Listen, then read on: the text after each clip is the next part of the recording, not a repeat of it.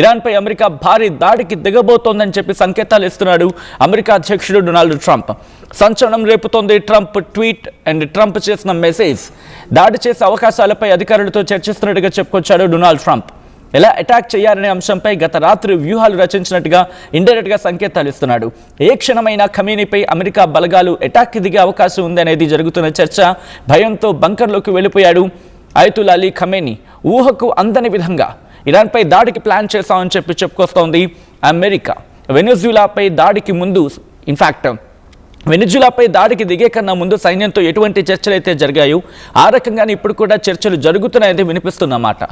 Iran ప్రజలకు సాయం చేస్తామంటూ ట్రంప్ కొద్దిసేపటి క్రితం తన ట్రూత్ సోషల్ మీడియా ఖాతాలో మెసేజ్ చేశాడు.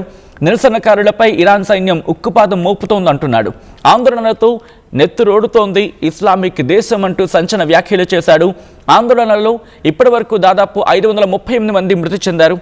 10,800 మందిని అరెస్ట్ చేయడం జరిగింది ఇరాన్ సైన్యం. ట్రంప్ చేసిన ఆ సోషల్ మీడియా ట్రూత్ పోస్ట్ మీరు చూడొచ్చు.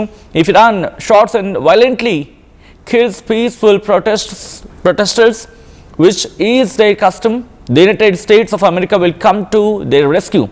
We are locked and loaded and ready to go. Thank you for your attention to this matter.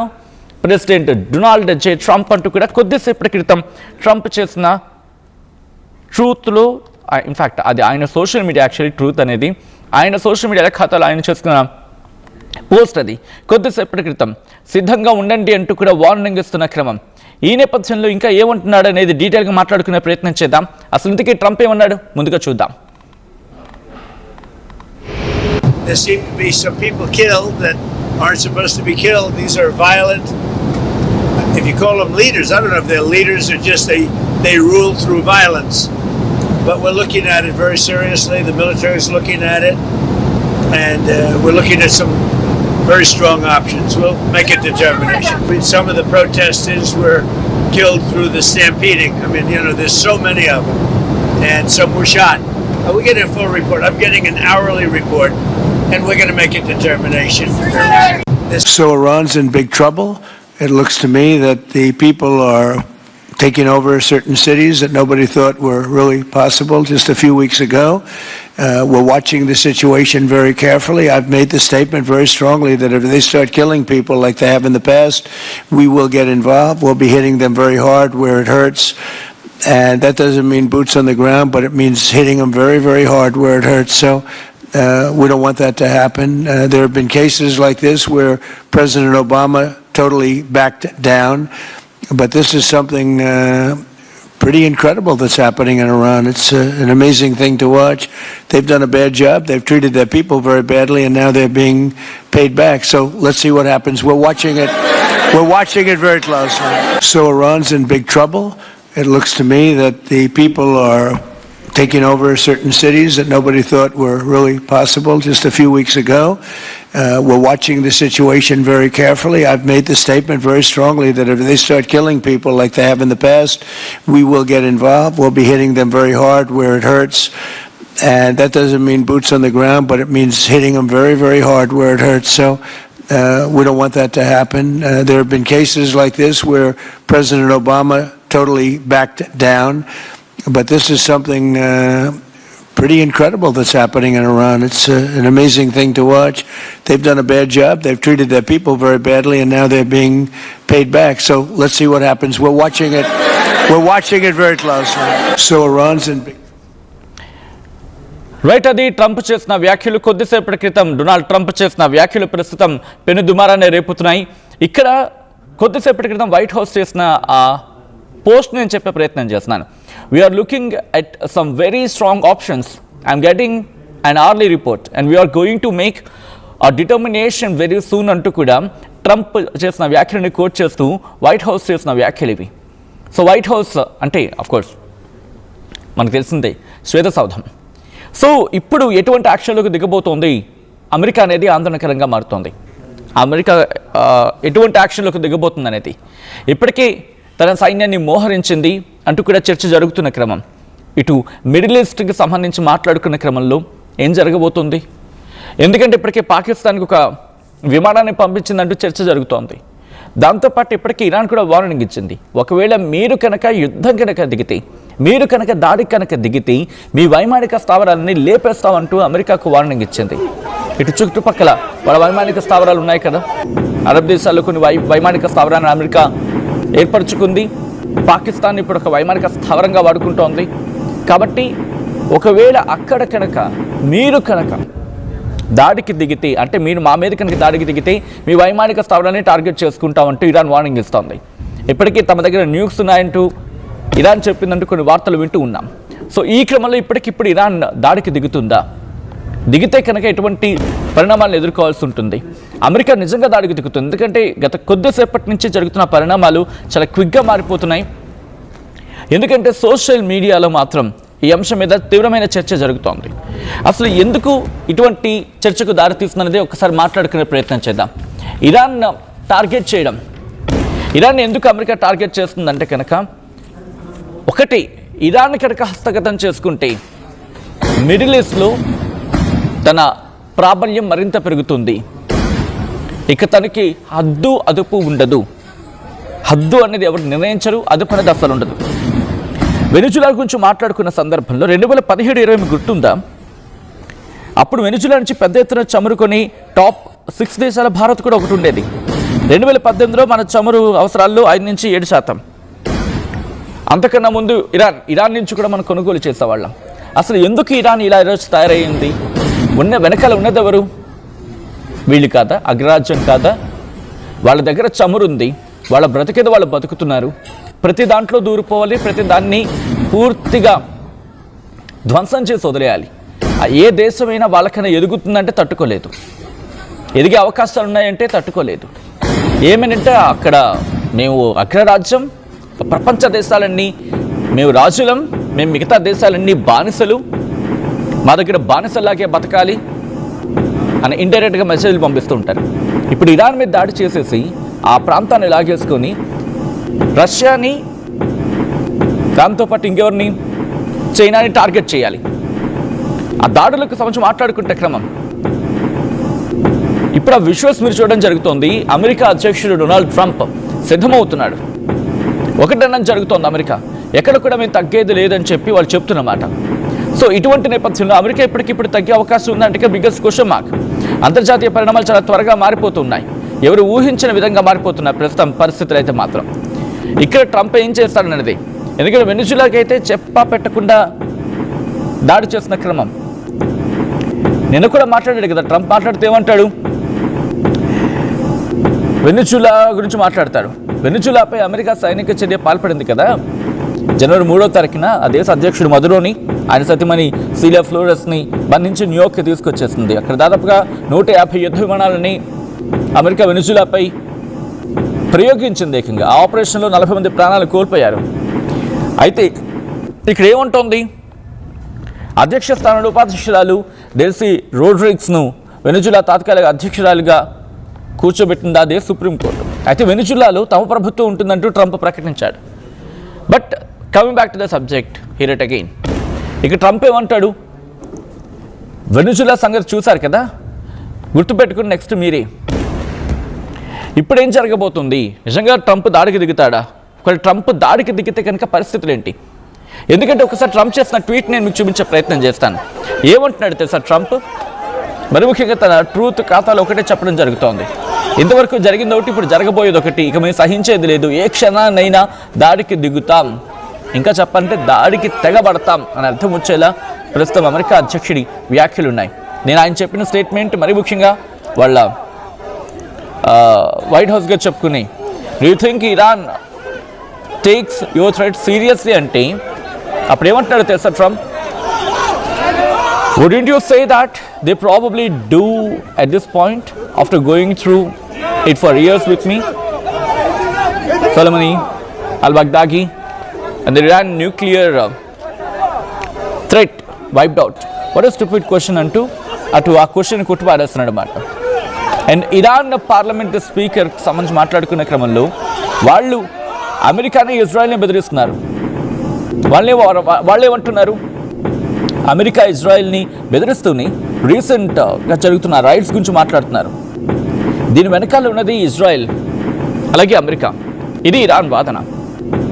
ఒకవేళ అమెరికా కనుక తన మనస్తత్వాన్ని లేకపోతే తన తీరును మార్చుకోకపోతే మేము ఇజ్రాయెల్ మీద దాడి చేస్తాం, ఇజ్రాయెల్ మీద విరుచుకు పడతాం, అలాగే వైమానిక స్థావరాన్ని మేము టార్గెట్ చేసుకుంటాం, ఇది వాళ్ళు అంటున్న మాట. ఒకసారి ట్రంప్ రియాక్ట్ అయ్యాడు ఇరాన్లో జరుగుతున్న అల్లర్లపై రియాక్ట్ అయ్యాడు. ఒకసారి ట్రంప్ ఇంట్రెస్టింగ్ కామెంట్స్ చేశాడు. ఏ క్షణాన్నైనా దాడికి తెగబడతాం అంటున్నాడు. ఇందుకీ ట్రంప్ ఏమంటాడో చూద్దాం ఇంకోసారి. There seem to be some people killed that aren't supposed to be killed. These are violent. If you call them leaders, I don't know if they're leaders or just they rule through violence. But we're looking at it very seriously. The military is looking at it, and we're looking at some very strong options. We'll make a determination. Some of the protesters were killed through the stampeding. I mean, there's so many of them, and some were shot. We get a full report. I'm getting an hourly report, and we're going to make a determination. So Iran's in big trouble. It looks to me that the people are taking over certain cities that nobody thought were really possible just a few weeks ago. We're watching the situation very carefully. I've made the statement very strongly that if they start killing people like they have in the past, we will get involved. We'll be hitting them very hard where it hurts. And that doesn't mean boots on the ground, but it means hitting them very, very hard where it hurts. So we don't want that to happen. There have been cases like this where President Obama totally backed down. But this is something pretty incredible that's happening in Iran. It's an amazing thing to watch. They've done a bad job. They've treated their people very badly, and now they're being paid back. So let's see what happens. We're watching it. We're watching it very closely. So Iran's in big trouble. So చూసారు కదా Trump ఏమంటున్నాడు. ఏ క్షణాన్నైనా దాడికి దిగే అవకాశాలు పూర్తి స్థాయిలో ఉన్నాయని చెప్పి అనుకోవడంలో అతిశయోక్తి లేదు. ఎందుకంటే అక్కడ ఇరాన్ నిరసనలతో అట్టుడుకుపోతోంది. ఆందోళనకారుని తీవ్ర స్థాయిలో సైన్యం అక్కడ కంట్రోల్లో తీసుకునే ప్రయత్నం చేస్తోంది. అంటే ఆందోళన ఇంకా పెరగకుండా అక్కడ సైన్యం రంగంలోకి దిగింది. ఇప్పటికీ ఇరాన్ వీధులు మారిపోయాయి ఏకంగా. ఎలా చెప్పాలంటే ఏ వీధి తీసుకున్నా ఆందోళనలే కనిపిస్తున్న పరిస్థితి ఉంది. అక్కడ ఇంటర్నెట్ సేవల్ని బంద్ చేసింది అక్కడి ప్రభుత్వం. ఆ తర్వాత కరెంటు కూడా పూర్తిగా కట్ చేసేసింది. ఘర్షణల్లో ఇప్పటి వరకు దాదాపుగా 538 వరకు మరణించారనేది వినిపిస్తున్న మాట. నిన్న మొన్నటి వరకు 10 మంది 20 మంది మాత్రమే వినిపించింది. 45 ఆ తర్వాత 50. కానీ ఒక్కసారిగా ఉన్నట్టుండి 500కి చేరుకుంది ఈ సంఖ్య. ఇందులో 50 మంది భద్రతా సిబ్బంది ఉన్నారనేది వినిపిస్తున్న మాట. ఇప్పటికే 10,600 పైచిలుకు ఆ దేశ ప్రజలు అరెస్ట్ అయ్యారట. ఇది సైన్యం వారిని అదుపులోకి తీసుకుందని చెప్పి కొన్ని గణాంకాలు చెప్తున్నాయి.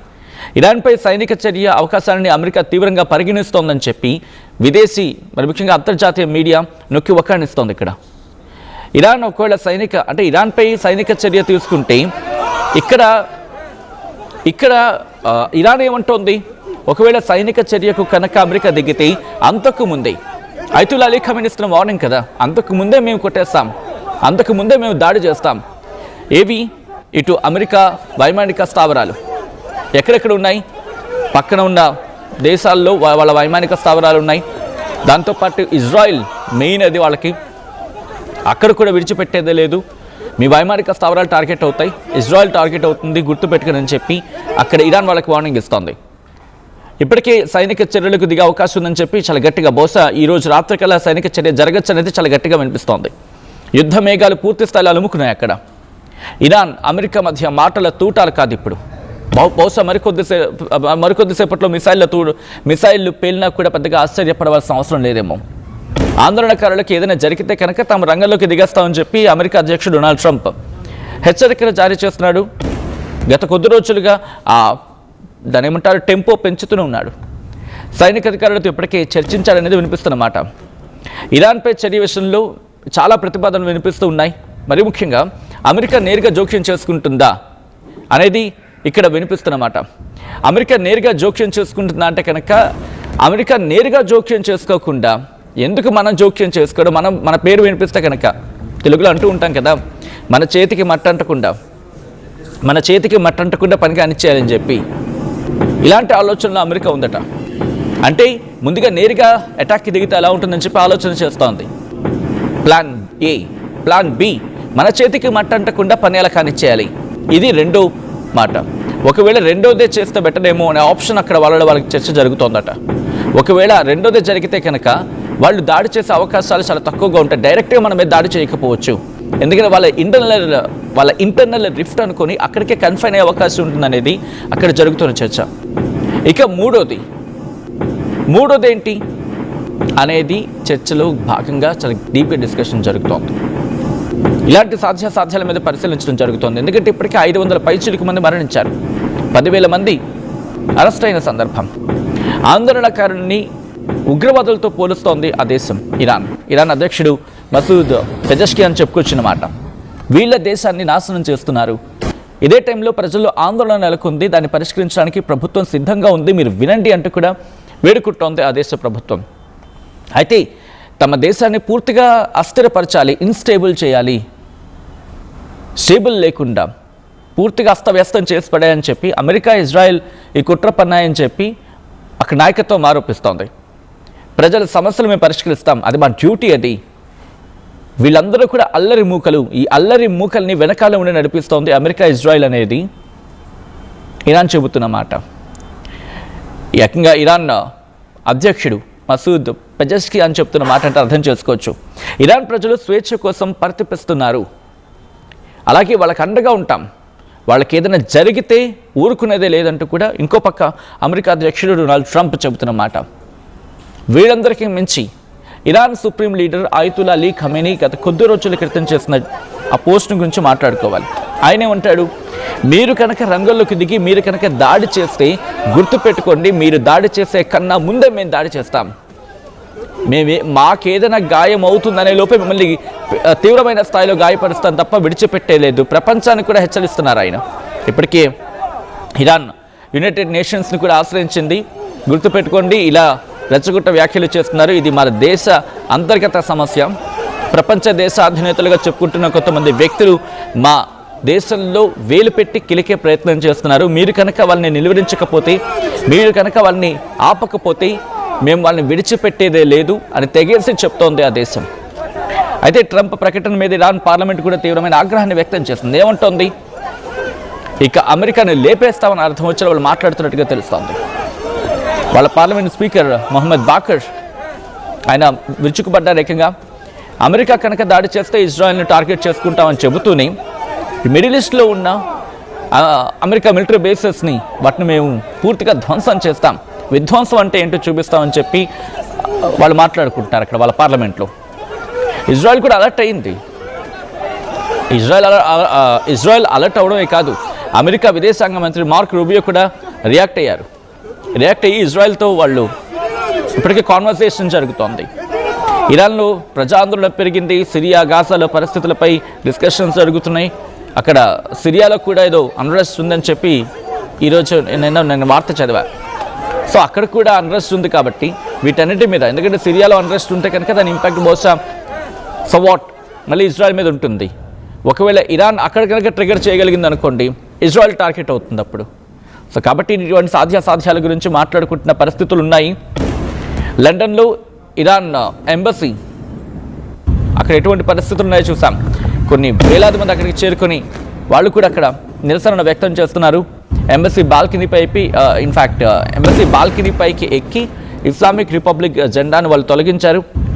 మీకు గుర్తుందా, 1979 దగ్గర ఆ ప్రాంతంలో ఉన్న ఆ జెండాని ఇప్పుడు ఎగరేస్తున్నారు వీళ్ళంతా కూడా. ప్యారిస్, బెర్లిన్ సహా ఇటు యూరోప్లోని ఇంకొన్ని నగరాల్లో కూడా, ఇంకొన్ని ప్రాంతాల్లో కూడా వాళ్ళు ర్యాలీలు తీస్తున్నారంటే ఆ దేశ పరిస్థితి ఏంటో అర్థం చేసుకోవచ్చు ప్రస్తుతం. అయితే మీకు గుర్తుందా,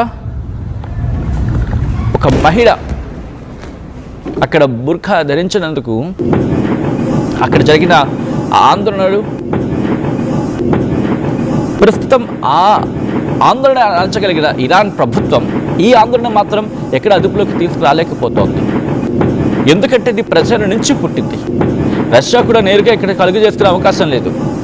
ఇంట్రెస్టింగ్ పాయింట్ మీరు అంటుంటే నాకు గుర్తొస్తుంది. ఏంటో తెలుసా, అది ఇప్పుడు నేరుగా ఎంటర్ అయ్యే అవకాశం ఉంది అమెరికా. ఇక్కడ ఒక 2 సాధ్యాల గురించి చెప్తాను. మొదటిది ఏంటి, అమెరికా నేరుగా ఎంటర్ అయితే కనుక, నేరుగా ఎంటర్ ఇన్ ద సెన్స్ బాంబుల దాడులతో విరుచుకుపడితే ప్రపంచ దేశాలు మళ్ళీ అలర్ట్ అయ్యే అవకాశం ఉంటుంది. ఎందుకంటే ఇక్కడ ఇరాన్ ఏమంటోంది, మేము న్యూక్లియర్ అటాక్ చేస్తాం, న్యూక్లియర్ దాడి చేస్తూ ఉంటుంది. వాళ్ళ దగ్గర ఉన్నాయో లేదో కూడా తెలియదు ప్రపంచానికి. బట్ ఇరాన్ మాత్రం న్యూక్లియర్ దాడి చేస్తూ ఉంటుంది. సో అమెరికా దగ్గర ఉన్న ప్లాన్ బి ఏంటి? మన చేతికి మట్ట అంటకుండా పని జరిగిపోవాలి. ఇలా జరగడం ద్వారా ఏమవుతుంది అనేది మాట్లాడుకునే కన్నా ముందు మాట్లాడుకున్నాం కదా. ఒకవేళ అమెరికా కనుక నేరుగా దాడి చేస్తుంది అనుకోండి, దీన్ని ఇరాన్ హైలైట్ చేస్తుంది. ఇదిగోని చూసారా, అమెరికా మా మీద దాడి చేస్తుంది, అమెరికా దాడి చేస్తుంది, మిజైళ్లతో విరుచుకుపడింది, ప్రపంచ దేశాలు మాకు కలిసి రావాలని అన్నప్పుడు రష్యా బహుశా అండగా వెళ్ళే అవకాశం ఉంటుంది. రష్యా అండగా వెళ్ళి అప్పుడు రష్యా వర్సెస్ అమెరికాగా మారిన పెద్దగా ఆశ్చర్యపడవలసిన అవసరం లేదు. కాబట్టి ఈ రిస్క్ ఉంటుంది. కాబట్టి అమెరికా ఏం ప్లాన్ చేస్తోంది?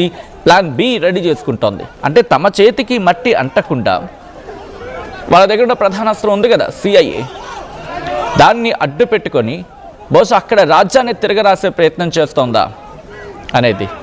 ఎందుకంటే మీరు గుర్తుంటే బంగ్లాదేశ్లో ఏం జరిగింది, ఆఫ్ఘనిస్తాన్లో ఏం జరిగింది, అంతెందుకు వెనుజులాలో ఏం జరుగుతోంది, అక్కడ ఇంకా స్ట్రాంగ్గా నిల్చుంది అక్కడ ప్రభుత్వం. ఆ మహిళ అక్కడ స్ట్రాంగ్గా నిల్చున్నారు కాబట్టి తాత్కాలిక అధ్యక్షురాలుగా ఆమె కంటిన్యూ అవుతున్నారు. అప్పటికీ ప్రభావం చూపిస్తున్నాడు కదా. సిరియాలో ఏం జరిగింది, ఇరాక్లో ఏం జరిగింది, పాకిస్తాన్లో ఏం జరుగుతోంది.